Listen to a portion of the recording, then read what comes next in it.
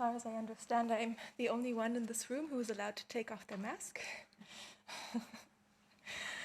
And I welcome all of you, festival visitors and participants. I know that there are also a few musicians and some artists in the audience. I also greet the people online that are viewing the online stream of the festival. I'm immensely happy to be here in person. Since you are so far away, I hope that we don't get intimidated by the distances between us. There will be a little Q&A after my presentation, so please don't hesitate if you have any questions. Social interactions have become so difficult to realize nowadays that such meetings have become so valuable, and that's why I really want to greet you warmly, and I'm very happy that so many of you have came here. I would also like to thank the City of Women who invited us within their festival program this year in 2020. It was not easy, as I heard from the people we met, from Eva Prodan, who was taking care of us during the last few days in the city. Also Spela, thank you to you for inviting us here. My name is Luna Geikes, and I will today present to you the book Hidden Alliances, which was edited by composer and director of IMA, the Institute for Media Archaeology, Elisabeth Schimana, based in St. Pölten. It was published jointly with Ars Electronica last year, and collects a total of 20 female artists, female positions in electronic music and media art. As one of the authors who has written several articles in the book, and mainly about the subject area of activism, and in particular those artists from the Millennium generation, I have taken on the role as its ambassador, so this is why I am sitting here and not Elisabeth. I will explain what this book is all about and the project around it. I will also tell a little bit in detail what it aims at, how it developed over the years. And as you might have read in the program, this introduction in the book is only one part of this evening's program. It will be followed by a music piece or a performance within this concert cycle of Svoko Talk at 8 p.m. And here I would like to also call out Maurizio Valdez, who invited Elisabeth for this occasion. So he's also a reason why we can be here right now in Ljubljana. So you will all have the possibility to listen to Elisabeth Schimana's work, and you will hear her perform the composition Into the Sun live here on site. And this being said, she would of course otherwise been here with me here on the podium, but she just cannot because she's preparing for the performance later on. So the concert program will also give you a glimpse into the electroacoustic universe of two further musicians who are also portrayed in the book, that of Beatrice Ferreira and Marianne Amaché. And I think that the audiophiles amongst you will have a really nice evening enjoying the pieces that will be played downstairs. They are very, very unique listening experiences, and I know that the pieces were selected in respect to the sonic spectrum of Elisabeth Schimana's work, which kind of ranges between the delicate crackling and of electronic sounds and very powerful eruptions of drones. To the online viewers, perhaps if you have the chance to still come here, there might be enough time to come here to the center and have a look at the concert. My presentation will expand the overlook of the book as reference work for female electronic arts and introduce you in more detail to the works of Amaché and Ferreira. I've also prepared some video material for you. And I would like to emphasize the very interconnected relationship between media art and music, as the book does not only display a female network, but also a web of very visionary ideas that were very much ahead of their time and also introduced some technological and stylistic new aspects to the arts. I would also like to mention beforehand that we have brought a limited number of books that can be purchased later on before the concert. There will be a little table. We also have the DVD series as a set, and some CDs by Elisabeth. So if you're interested, if this somehow is interesting to your research work, please come downstairs, or you can order it via the IMA Fiction website.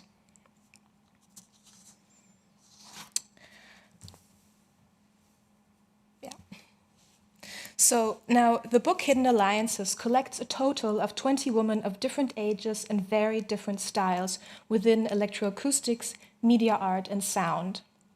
The project builds upon Elisabeth Schimana's archival and investigative work at the Institute for Media Archaeology, which she founded in 2005. Her work here involved technological and historical research of analog synthesizers, most famously the Max Bandt synthesizer, as well as artistic research in electronic composition with the theremin. The history and the possibilities of technology and new media were always central to her work. However, within the field, she discovered large gaps in the mentioning of female figures in its history. This led her to question the conventional genealogies and reconstruct the missing links in media and music history. She began to record video portraits of female composers and media artists from within her immediate surroundings, but she also investigated and sought further role models who were receiving more and more attention as questions of genre and gender were becoming more and more pressing. Elisabeth Schimana's engagement with the possible female history of electronic art accumulated in the IMA Fiction DVD series with 10 documentary films and was to be completed in 2018 with a video portrait of herself. This basically formed the musical and the artistic matrix from which the book later on took shape. And I would like to, kind of as a gesture of invocation, read out loud the names and features of all these initial artists who preceded the book. And some of these have become very acknowledged and admired pioneers in electronic music. Others have not. They're rather unknown. However, each of these protagonists is an essential part of this very invisible network. This notion of our collective blind spots determines basically the book's central aim to illuminate the contributions of female composers in the late 20th century until today. It intends a quantitative import of female artists and musicians to our history books. As a project, or perhaps even better, a venture, Hidden Alliances actively collects and combines the sources and information about voices in art that are long overdue to be moved into the spotlight. So this is what I'm doing now. So the book tells us about the cyborg and the Austrian author and composer Liesl Uivari. We learn how New Zealand software developer Rebecca Wilson, secretly under the name Netochka Netzvanova, stirred up media art in the early noughties with her belligerent online hacktivism. Heidi Grundmann, Austrian radio producer and artist, was a continuous supporter and broadcaster of new musics and sound art. The well-known French composer Eliane Radic, pioneer in electroacoustics, gives insight to her practice of listening and minimal interventions. We are told about Andreas Sodomka, an Austrian intermedia artist, as being a forerunner for artistic research.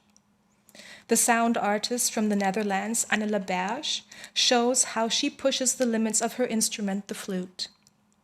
We can accompany DJ, composer, and founder of Female Pressure, Electric Indigo, traveling between European capitals.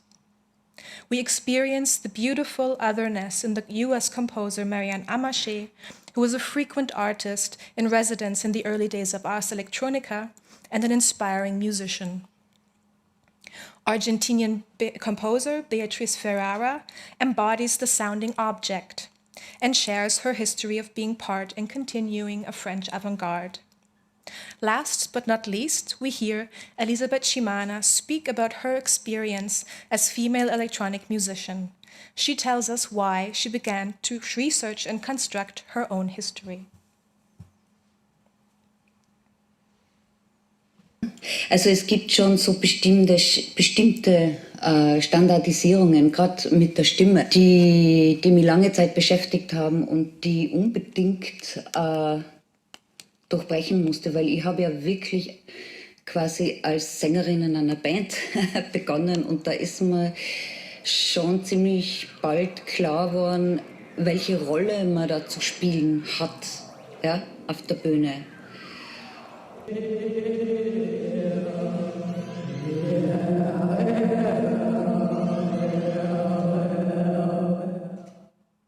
Mit Stimme, als Sängerin, als Bühnenkörper.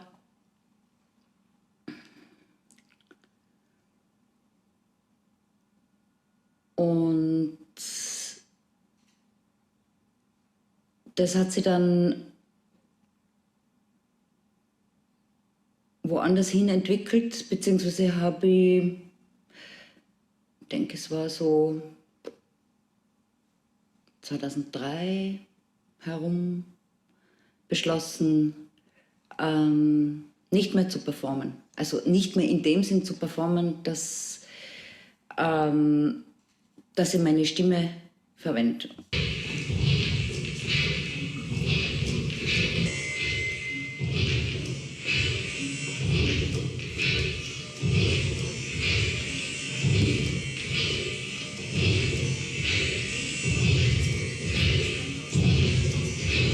Es gibt so viele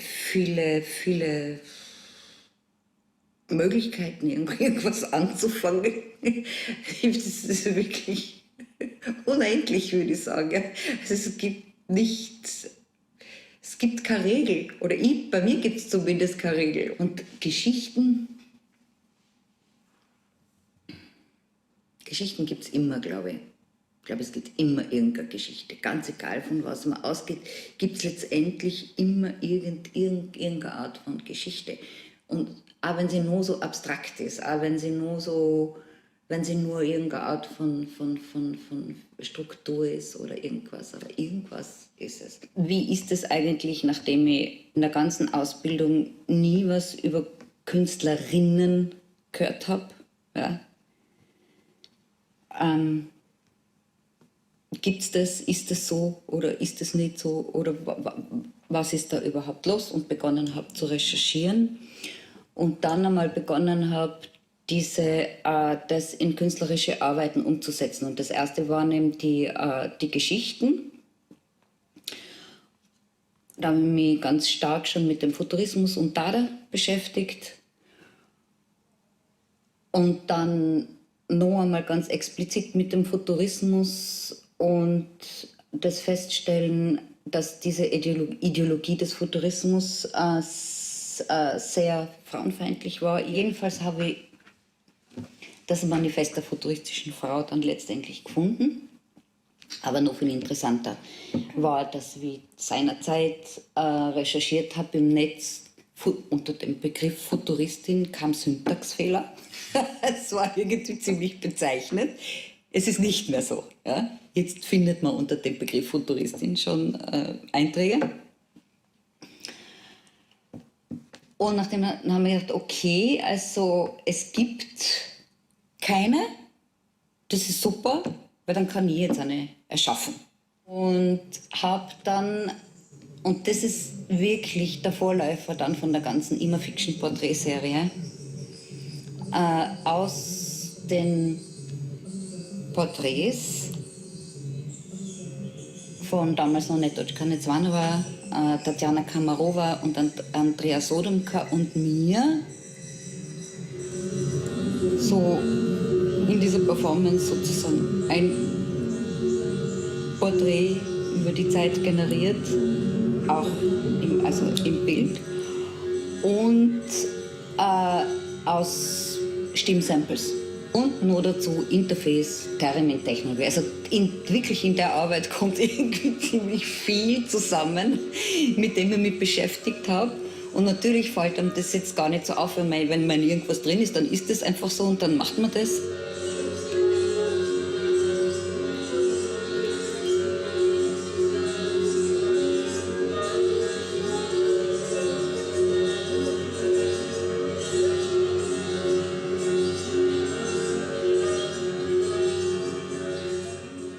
wenn man sich die Texte von Marinetti anschaut, dann ist es die totale Verherrlichung, ja, der Maschine, des Krieges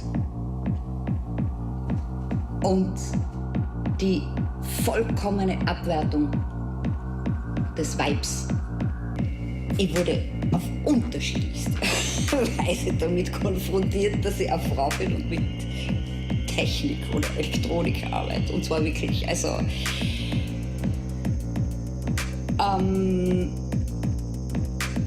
noch immer. Ich bin prinzipiell ein sehr wütender Mensch und die Wut ist für mich eine absolut positive Kraft und treibt mich eigentlich weiter. Und genau solche Sachen treiben mich dann eigentlich schon auch weiter. Natürlich bin ich wütend, aber gleichzeitig bin ich dann über irgendetwas extrem wütend. Also und das treibt mich auch weiter. Ja. Yeah, so that was her original voice. Music history still fails to catch up with the real depth of music production, which is of course permeated and shaped by female and diverse innovators. Today's access to an ocean of digital resources that document the ramifications of artistic production and community movements, even record in real time what is going on right now, today, has shook our notion of history. The idea of a singular avant-garde written with a capital A is no longer tenable. We know that it was a multiplicity of lowercase avant-gardes, a plural, that had determined and advanced seeding intellectual ideas, but also promoted a strong sense of shared humanity. Most of them, however, did not make their way into history books. As Elisabeth Schimana put it once rather kindly, she set out to instruct the already settled and aspiring male canon in electronic music about the blanks and missing links within their own history. The initial idea was to create a database and evolving documentation of essential composers that were yet under the radar.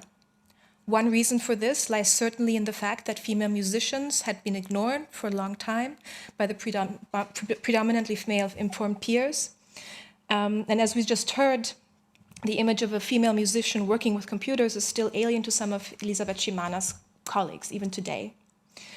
But in other instances, the artists themselves decided to remain undetectable, in a way redirecting and regaining agency over their involuntary fate, such as the early internet phantom and troll with good intent Netochka Netzvanova, who was, I think, one of the very, very early portrayed artists in the whole series. Elisabeth Schimana decided to seize her own agency in contextualizing her work artistically and historically. By proposing this matrix of alliances in the portraits of the Ima fiction series, perhaps as a quite personal and idiosyncratic one, she could archive voices, statements, sounds, and later on artifacts, scores, and personal items. They reconstruct and link they reconstruct and link the invisible history of a female futurist. In 2018, this work manifested in the exhibition that at that point had been titled for the first time Hidden Alliances. It was presented at Lentos Museum Linz in collaboration with Ars Electronica. The great interest this group exhibition met in the audience, and I think it's really important to point out that people do want to know more about the canon and about music history than what is usually written in the history books, led to the continuation and expansion of tracing further invisible connections in form of a book. Elisabeth Schimana instructed herself and the other portrait artists to add to the network and thus their own narrative. She did not have in mind a book or an archive as a self-contained monument, but rather a living matrix that focuses on actively writing history both in the past and in the future, a cartography of the dynamic network of relationships within electronic female composers. 10 portraits doubled to 20 entries. The women were joined by imminent and yet unformalized connections. Elisabeth Schimana selected the Australian bassist and new media composer Kat Hope, Marianne Amasche, who died already in 2009, was aligned to German musicologist and Amasche researcher Helga de la Motte. Beatrice Ferreira selected her fellow student and friend Elsa Justel from the legendary IRCAM in Paris, the Institute for Research and Coordination in Music, who was a composer and researcher in music and aesthetics. Colleagues, muses, and allies came to light and still reveal.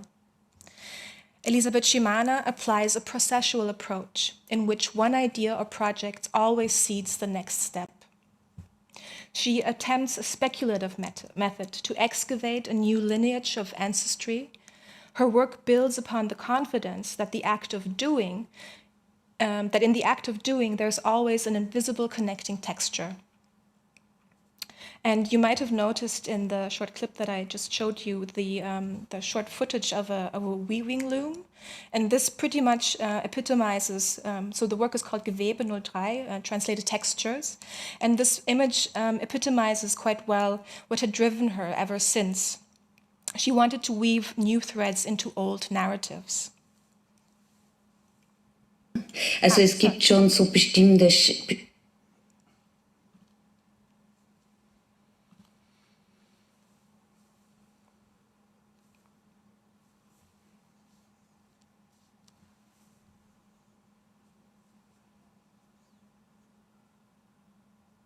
I then became interested in making what I call dramatic forms in space, in which there are extreme changes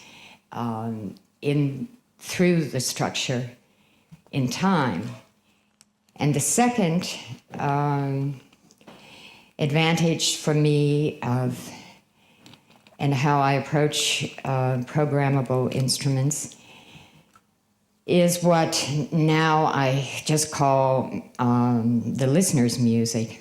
And it's called psychoacoustic phenomena, the tones that we make as human responders. There really are response tones that we really stand or sit or whatever when we're experiencing music, and we are creating other tones that go along with the tones that are sounding. She called Bill her brain implant, and then she called me her ear implant. She had been thinking a lot and reading as much as she could about gravitational wave theory. And so I think in a certain way that was on the most general conceptual level. She would always have certain ideas like this in the back of her mind. And in a certain sense, there was then a lot of, I think, intuitive decision-making based on just the capabilities and the possibilities of the actual spaces. And she very often, I think, as a lot of people would say, used these same sound characters, these recordings that she had mixed and filtered and changed in very particular ways that each had a very distinct shape.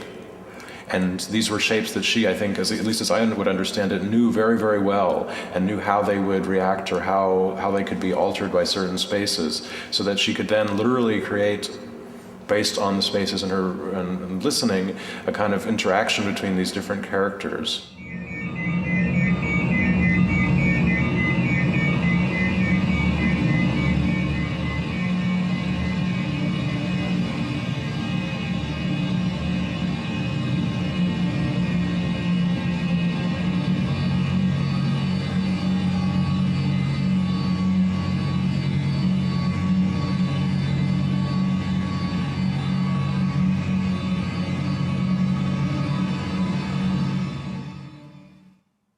I like to understand, even though I don't know what I'm understanding, something about sounds that I discover. And it seemed that the sound wanted to take an existence. So then I proceeded to really enhance this bagpipe character digitally. And I made a very high tuning that with it that creates what I've called on some occasions third ear music, when your ears create a mid-sound as well as receiving it. It's not rhythmic, it's a steady tone, but it's associated with this bagpipe frequency. Sie hat ja eigentlich so virtuelle Realitäten geschaffen. At least in terms of the sound characters and other things in her music, they were grounded in neurology and physics and physiology. The second factor of our sense as human responders is what acousticians call pattern modulation, or auditory beats in the brain.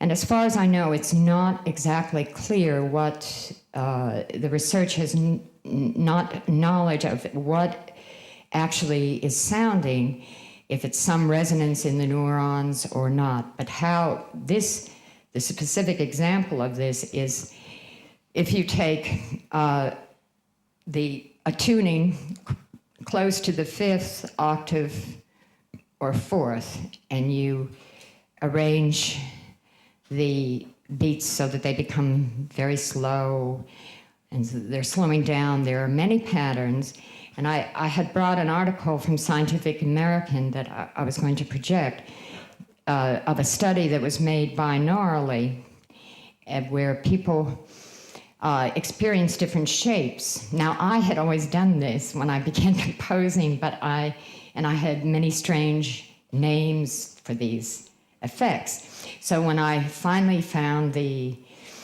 some articles, they were very helpful to me because I knew that I was not listening too long, that actually there was fundamental research done, that people hear spirals, they hear curves, they hear various shapes.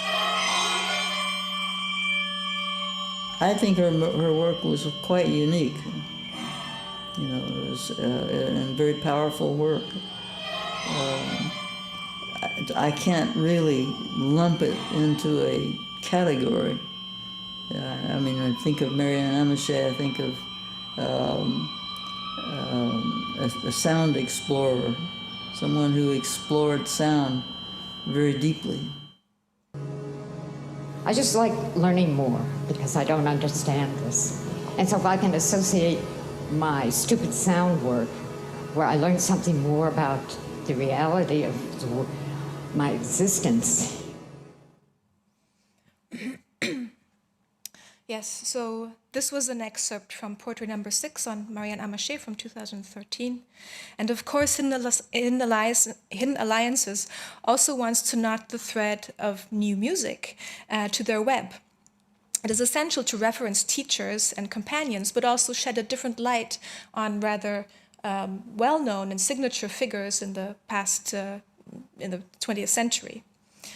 However, less as an embellishment for a gridlocked and hierarchical structure, Shimana wants the artists to be taken as serious partners and collaborators in music history, as they had introduced modern developments in music with their awareness for new technologies and scientific developments as well.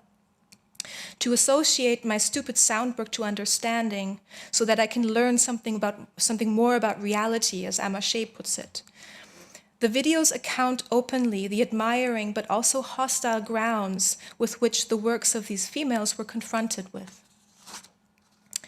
And it might take a nuanced ear or eye, but I instantly noticed how Amichet's voice during the whole video, within this footage, is strangely nervous when she's presenting her very specialized approach to music. And I would assume that she was not only experiencing rhetorical intimidations on stage, but as well the questioning of her expertise in the performance room.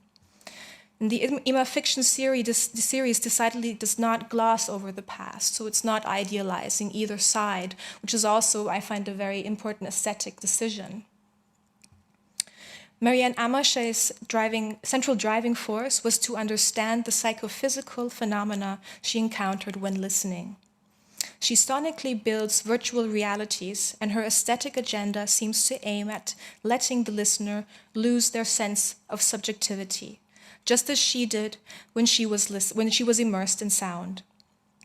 She wants to free the mind from its sense of orientation by the means of oral perception, and vice versa, utilize mind's ability to hallucinate sounds. She goes even so far as to stimulate the ear in producing tunes by itself when it resonates. Amaché coined the notion of autoacoustic emissions, as she explains in the video. These are sounds that the ear makes and which can be actively triggered. In fact, a large body of scientific research in electroacoustics entered her composition practice.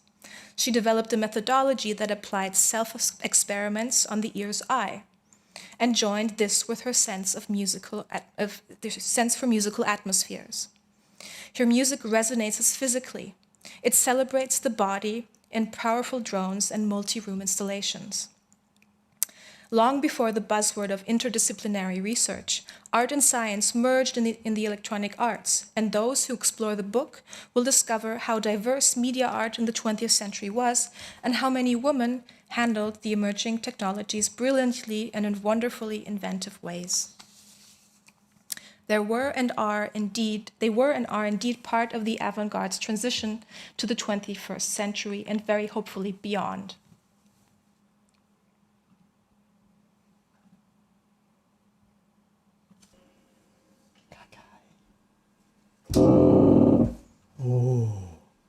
Vigne.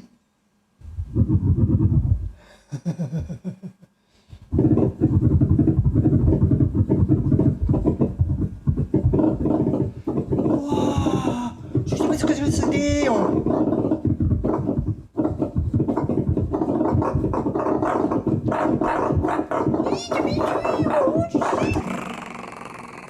Que c'est une succession d'impulsions, une trame, quelque chose qui n'a pas de... Ça peut continuer comme ça, et c'est complètement... c'est une transformation. Les impulsions, par exemple,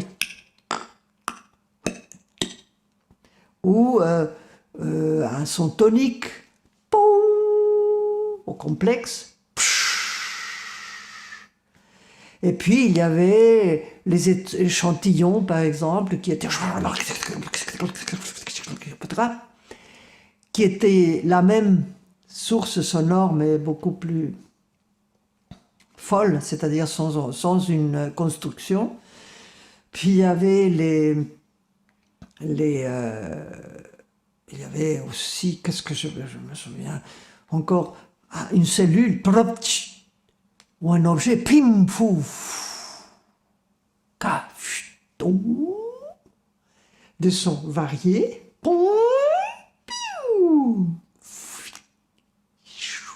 et itératifs, tous ces sons. À la fin, on avait une panoplie de sons, mais c'était très bien, c'était analysé. Ils avaient des caractéristiques bien précises. On pense toujours au Schaeffer, c'est vieux. Non, c'est pas vieux. C'est juste la conjonction de l'écoute différente. Et je suis arrivée à être compositrice.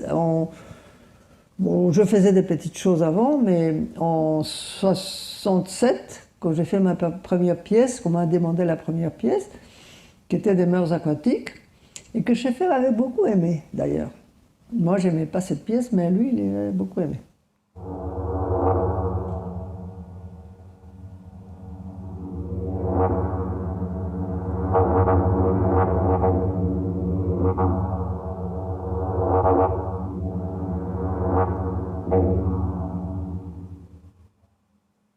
Mais il n'y avait pas d'autres compositrices. Peut-être parce qu'ils n'en avaient pas besoin de plus. Et c'était un tout petit peu...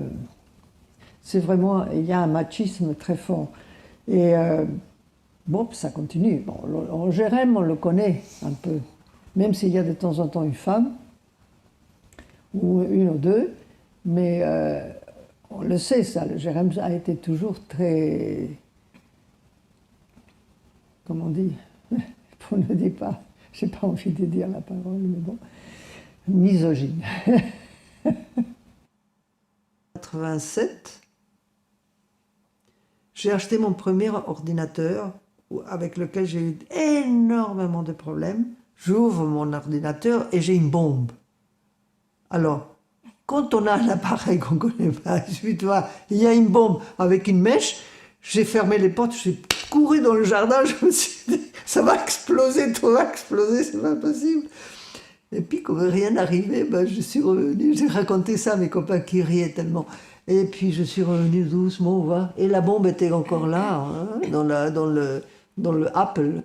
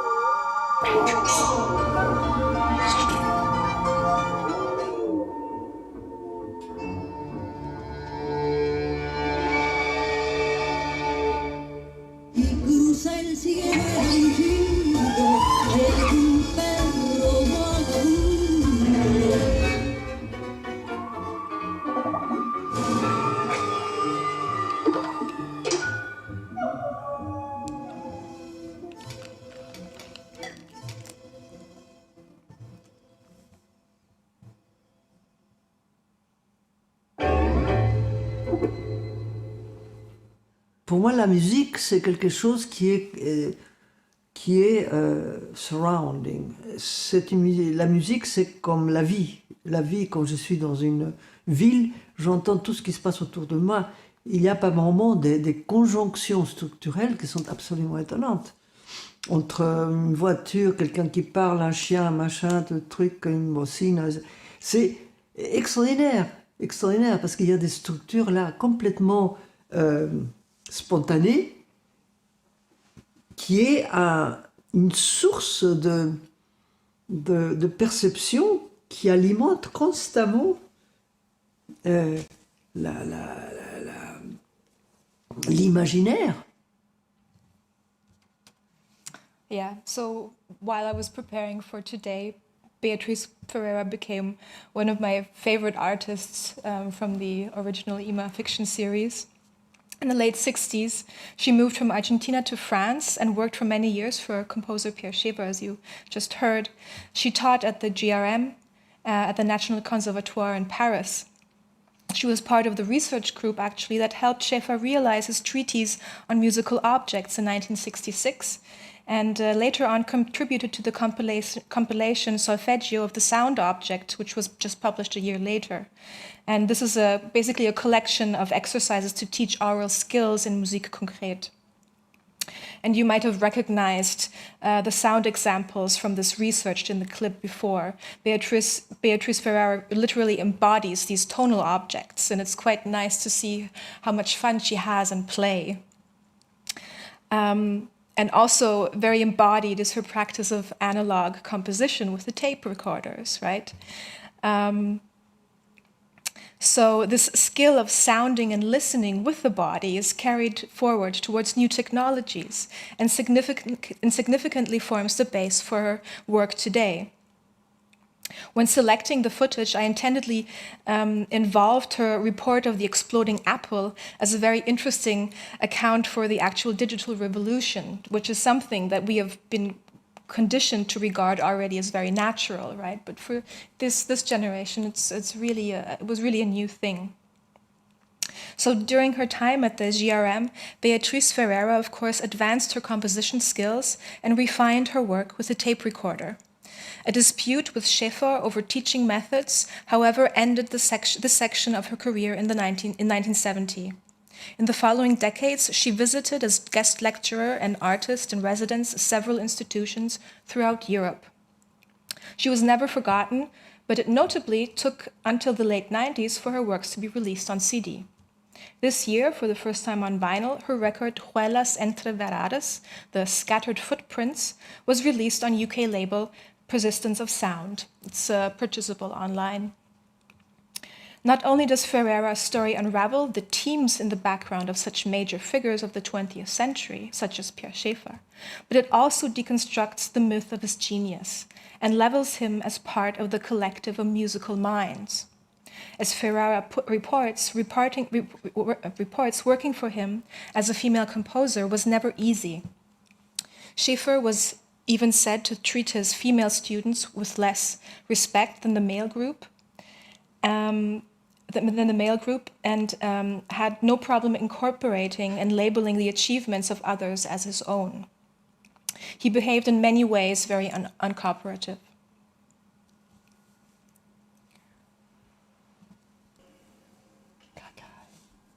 No, sorry. It always jumps back. So for all these three composers, Elisabeth Scimana, Marianne Améché, and Beatriz Ferreira, the growing attention for their work in recent years has generated a unique momentum. This proves that things do finally change. The fact that this book was made with this particular selection of females reflects that there were and are many systemic and gender-specific mechanisms that exclude the other. Luckily, these are being questioned with great success by a current generation, and City of Women is, of course, one of these initiatives that is very, very forming for these processes. And as we all know, things don't change upon a split in a society, and they change even less through a split between genders and between people. So as a feminist endeavor, Elisabeth Scimana published an all-female reference book, but in the process of making, of course, she never intended to exclude males. They very well contributed in writing about the artist and supported the project as a whole. I'm now showing you the table of contents here, and I hope you can read some of the titles to give you an impression of how many people actually contributed to the book. It's a book of many, many voices, and also the very diverse contexts that are discussed with regard to the musicians. And it's really that these cultural matrices, they are so deeply intertwined with their agents, with us all, that it takes us as a collective to introduce change in this whole moving system. Elisabeth Scimana regards her research and archival work subsumed under a feminist and new materialist agenda, and the framework of IMA is its tool. Not differentiation, but complicity is the key. The book's objective in terms of gender diversity and equality and the paradox it details is, as Rama Kazam writes in her essay Genre and Gender, at the very beginning of the book, what is required to resolve the dilemma of producing the sexual difference one wants to eliminate is a non-dualist form of thought that does not seek to overcome sexual difference by only striving for equality, but that traverses the dualisms by equally acknowledging and changing the presets of sexual difference. In this sense, excavating the hidden alliances forms a new musical and historical material that finds its fulfillment in the process of constant becoming, to say it in a rather Deleuzian way. It conveys the knowledge about existing relations and one's own complicity in the meaning and flux of our interactions. The book Hidden Alliances inscribes in music history and establishes new lineages from a technophile and feminist foundation that were unthought of before, thereby editing its genome. It contributes as one beginning to fill in the blind spots in European and intercontinental music history, and mind you, beyond the US-American horizon as well. Thank you.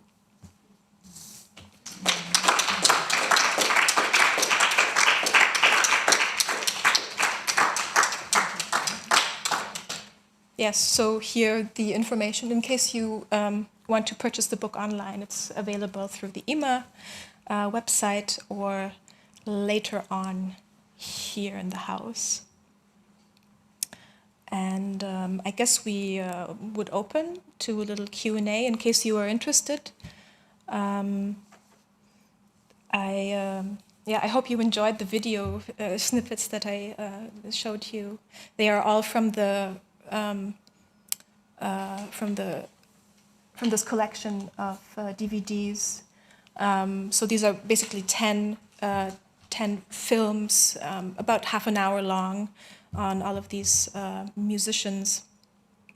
And they display them in very personal ways. So it's never a stylized documentation, but these are shots of these composers and artists in everyday life, with original statements, also controversial statements, which is nowadays also very, very important to show that the world is a lot messier than what we see on a super glossy Facebook and Instagram accounts. So so I can only encourage you to have a look into the videos. They're also online, but they're rather shortened versions of what is in the DVD set. Yes. Maybe I can also direct some questions to the audience, since I guess we might be dealing with similar questions.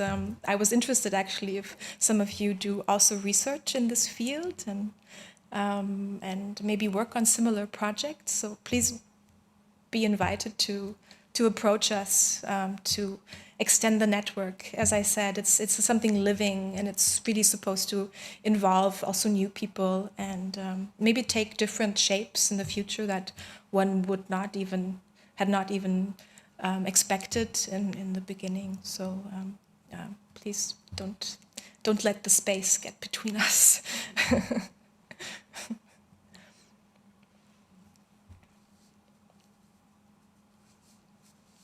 Otherwise, I would just suggest to move our way down and go to the concert hall. I know I'm a very timid audience. I'm audience participant. I know how it is.